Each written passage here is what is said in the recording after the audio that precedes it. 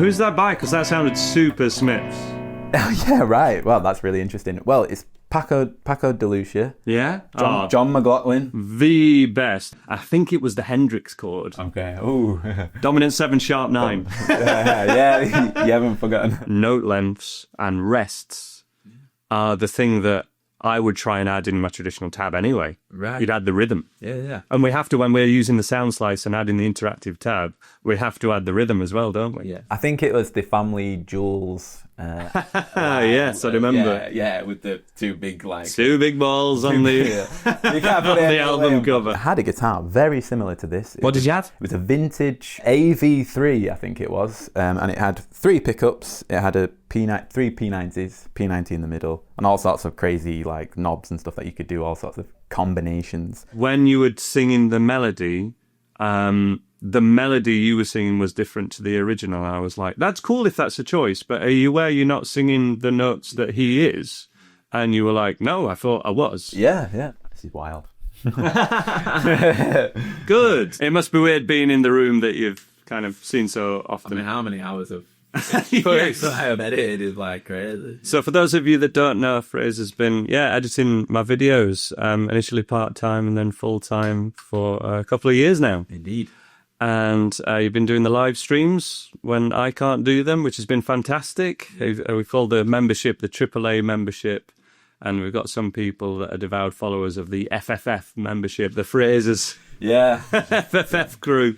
Yeah. But we actually first met, properly at least, when you came to me for some theory lessons. Back when, would that have been 2012 maybe? So I went to university 2014. So I think it was months before I went to university. 2013 into 14, I believe it was that year. There you go. And what was the reason for that? Because when I did many auditions, like we discussed earlier, ACM, I wanted to go there. And Academy of Contemporary Music, near Guildford somewhere? Indeed, yeah. And I think when the audition process came about, I realised I really lacked theory knowledge. And to me, that was important. I didn't want to just be some kind of guitarist that just twiddles and diddles around. I wanted to have some kind of credentials in that sense. So what was that audition process like? What did they ask you? It was literally sat in a room, not too different to this, and it's like, right, play some pieces. I had a Boss GT10. Yeah. I played 3 pieces maybe, and some of them which I looped. One on acoustic and electric, and basically they then asked me a series of questions from a piece of paper that were just theory based. Can you what? Play me a G major scale? Yeah. But then play that in a different position on the neck, and I just couldn't. Would you mind having a go? So, for example, this is degree level stuff. Yeah. Just to make everyone aware, like you were auditioning to go play, learn guitar at degree level, and one of the things they asked you was G major scale. Yeah. So, can you remember what you played? Yeah, it would have been like this. Like shape 1, okay. And then they asked you to play that in another position. Yeah. And at the time, you were foggy on it. Yeah. What would you play now? I think the idea of it was just to play it the next scale up, the next degree up. Yeah. So have done it from the A. So I'd go, and if I can do this right. Yeah. You've also got the cheating one, which is just to play the save one 12 frets up. Well, this is it. they might have very much accepted that, but it really put me on the spot. And yeah. I wouldn't say knocked my confidence, but it made me realise I just want more from the guitar in that sense, which, and I was like, yeah, I'm up for doing theory lessons. I want to take it seriously. So what else did they? I'm really curious because I've only been in a couple of those situations myself. One was they'd ask me I'd play a piece, and then they'd stop me and say, okay, what's the name of that chord? Right. I think it was the Hendrix chord. Okay. Ooh. Dominant 7, sharp 9. Yeah, you haven't forgotten.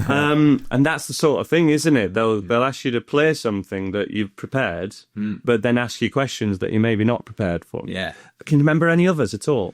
I reckon one was to do with notation. There would have, yep. And that's obviously a big one. And I remember in our lessons, we definitely went through notation. They probably just was like, what's this note?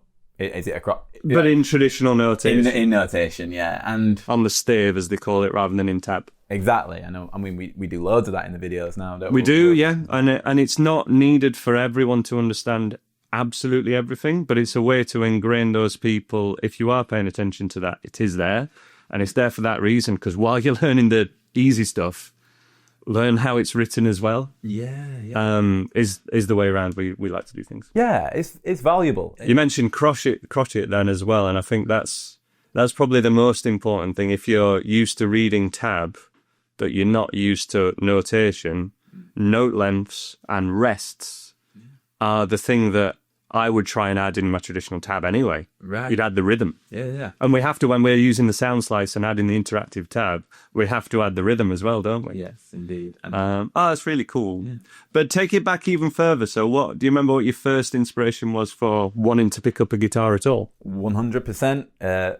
Seeing Angus Young play. I think it was the Family Jewels. Yes, I remember. Yeah, with the two big balls on the on the album cover. Yeah, and I have a friend who had the exact same story as well, which is so funny. But yeah, just seeing Angus play. Was that the mid-90s then? Must have been. Yeah, and it like belonged to my dad, and then it's a classic thing where like I saw it, and I was like, I want to play, I want to see what this looks like, and I put it in whatever I put it in. I don't know if it was like DVD player or whatever. I don't specifically remember being like, I want to pick up the guitar and be like Angus, but when I watched Angus, I was like, it was inspiring. It's so cool. It's just like so cool. And that was it. Rock music, listening to rock music. And summer I left primary school, I was just like, I would definitely want a guitar. Didn't learn it for maybe even a year after that.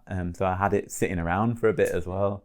And then summer of being in my first year in high school, first guitar lesson with a guitar teacher, which just really did change everything. First riff I ever learned was Smoke on the Water, and that's what I said to him. I want to learn Smoke on the Water. Right. He asked me to play. He said, just play this note here. I was like, all right. And he was like, right, and just put your finger on this third fret here. And like when we think about intervals, I could, without even knowing what an interval was or anything like that, I could spot it. I could hear that I'd changed the pitch of that note, and that was the first two notes of Smoke on the Water, and that really did like blow my mind, genuinely. Because it sounded like something. Yeah, I was like, oh god, and I haven't had too many moments after that where I felt that inspired. But that one like really sticks with me. Yeah. Like really, really powerful moment. That's incredible. Yeah, it's mad. And then obviously kind of got to that point.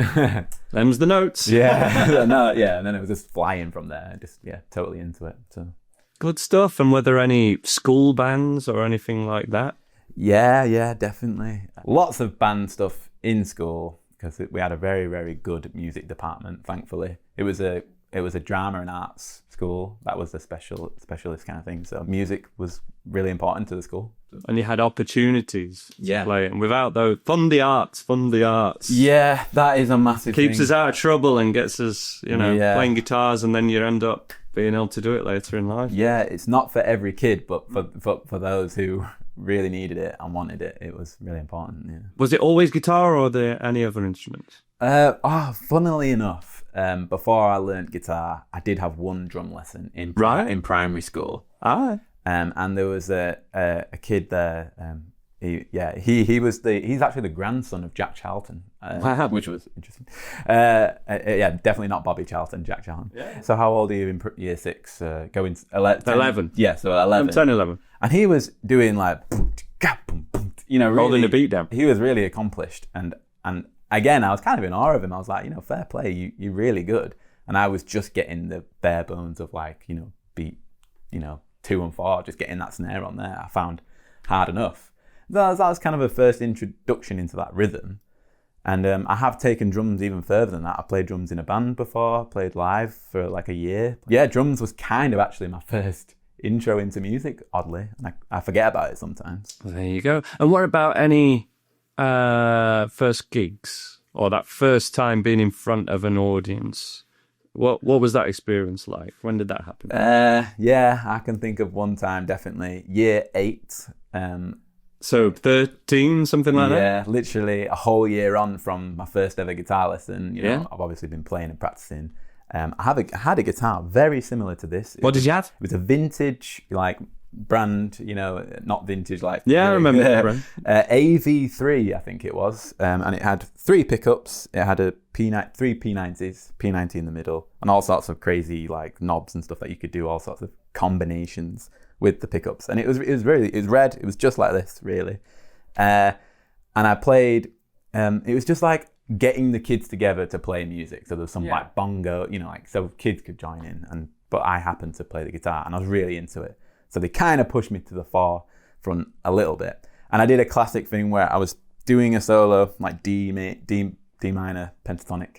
And actually my cable was too short and I went too far forward. I did a bit of an Angus. Went too far forward, got really into it, and it actually pulled out of the amp. Nice. But I jumped straight back and I put it back in and just was like, carry on. And I guess after watching Angus with all that energy, I was like, anything goes on stage. I don't care if it all goes wrong. I'm still gonna play. So and that was my first ever live experience in front of an assembly, like a school assembly. Amazing. Good to know. It doesn't all have to go perfectly to go well, because you learned something from that, right? It went wrong. Yeah, the first chance it had to. Yeah, but all the best ones I've seen. It's the best thing to learn that the show must go on, basically. Yeah.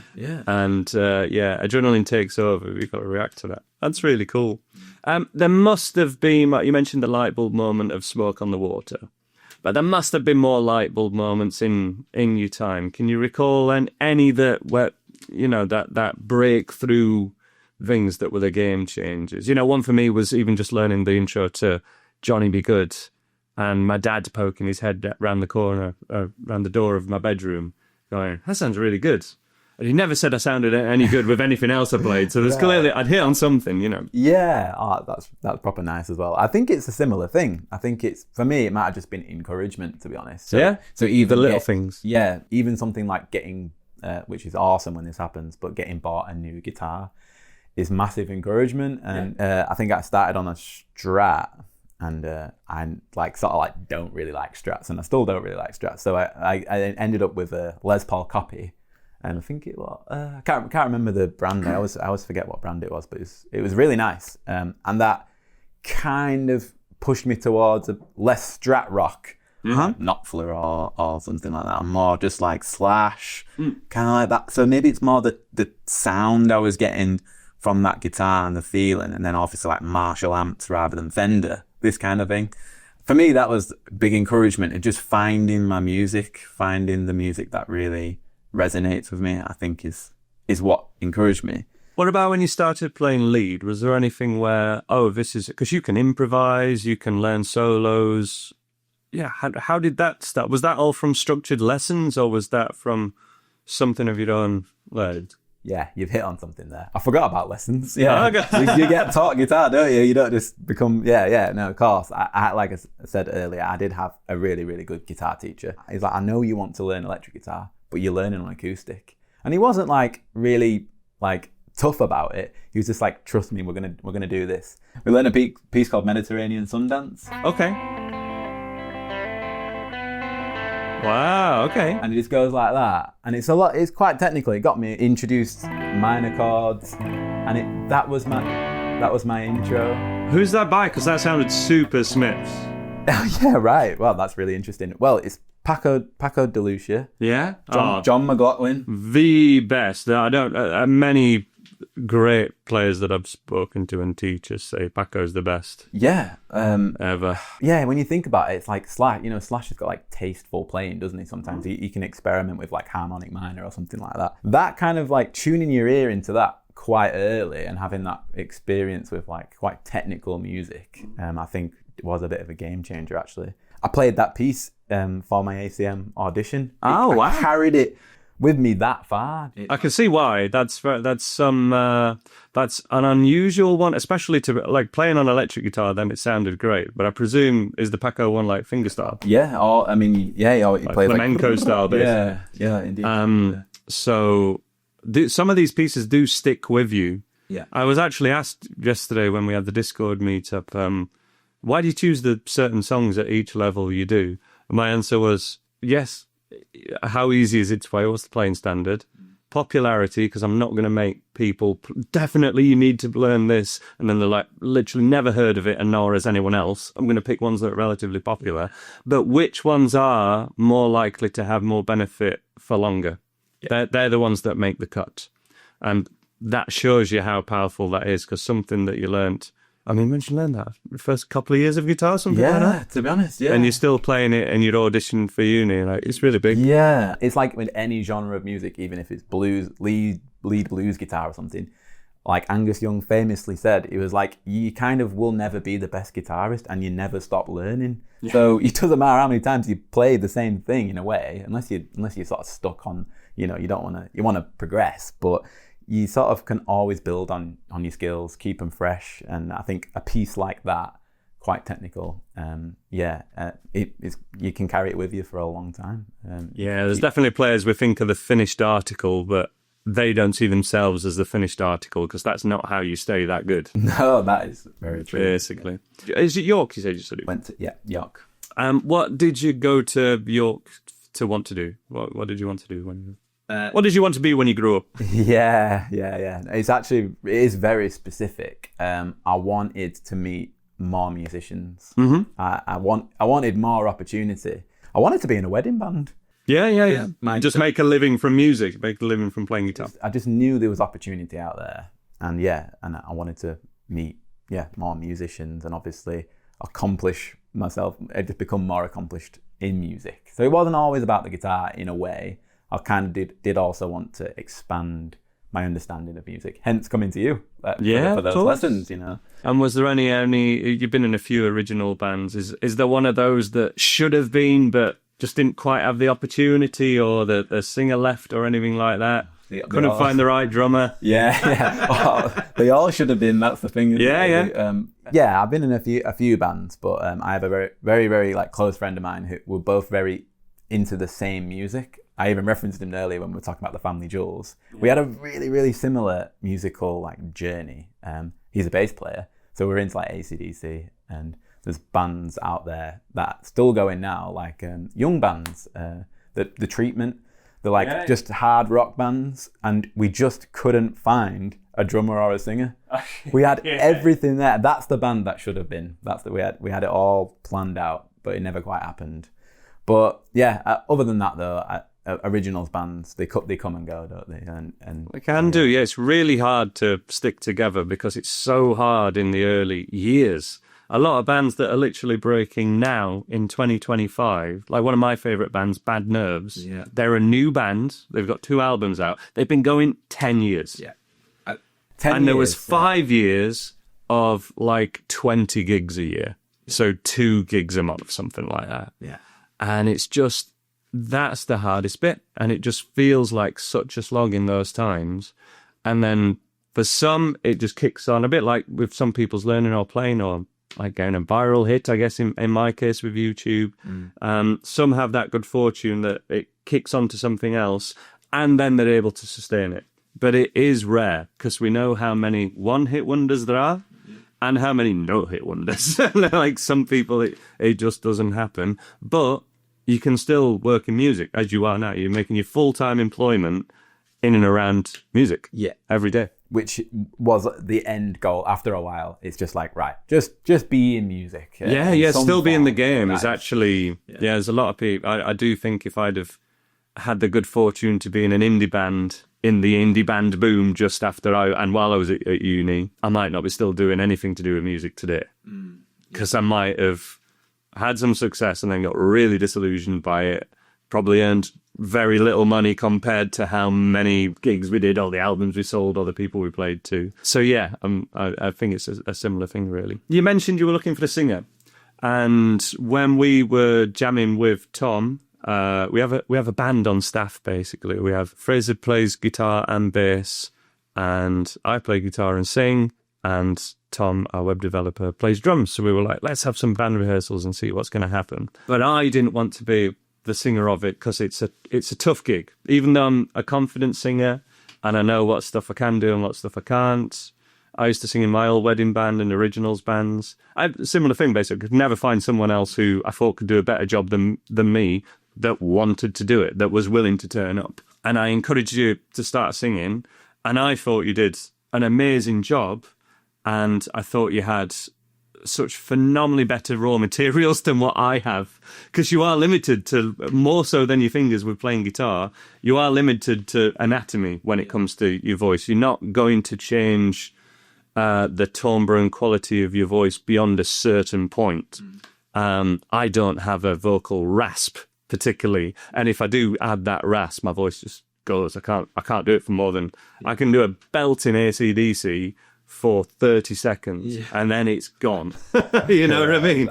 I can't do it for longer than that. And when we were going for, or you were going for some that you were taking on, I'm like, you have the raw materials, but you seem like you're guessing and you're going to end up damaging your voice if you keep going that regard. So the first time you did sing in front of anyone was basically those band rehearsals, which I didn't realise. But you'd sang backing vocals in many bands, right? Yeah, that's true. Yeah, I'd had my stint. Was it lockdown when you particularly started exploring your voice? That's a good point. Yeah, it is. That is correct, because you sort of, I mean, I play guitar, I can practice guitar already, you know, that's already something I could do. In lockdown, you were looking to do something new.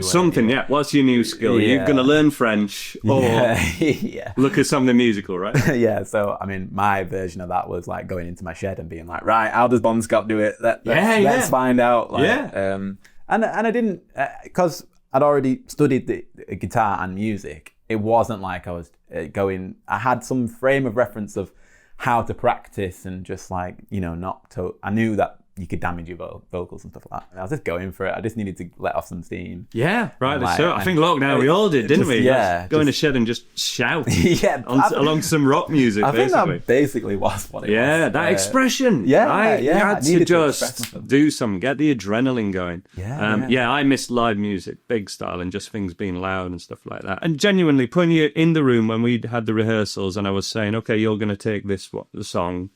You chosen 6 songs or so? Yeah. How did you find that? What things were easy and what things were hard?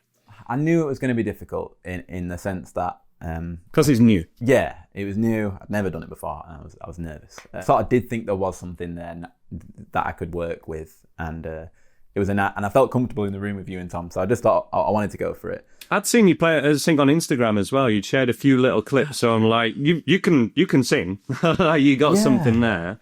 But what was challenging, because there were some songs that we actually couldn't really get through the whole song, right? Yeah. So it's really challenging for me to concentrate on singing in that way, and for whatever techniques I had, to sort of think about those techniques, but also play the bass. Yeah. I just couldn't. And then what was happening, I think, a lot was I'd lose my place in the song. Yeah. And that was, so I'd go like a bar too much or I'd come in a bar early, and it threw the band off, which, you know, you can't. That's why we had to like stop at one point, because I'm like, you're off from where the vocals should go, and you're playing bass, so it sort of was, it got shaky at some point. And I was doing songs that were the ones that I knew they'd made the cut earlier than that rehearsal, you know what I mean, in bands years before, or ones I'd rehearsed but I never got the opportunity to play in that band. We started having some vocal lessons, basically. And we have filmed these. We're just, I want to do some other singing lessons with them to make them more useful for everyone watching, basically. I think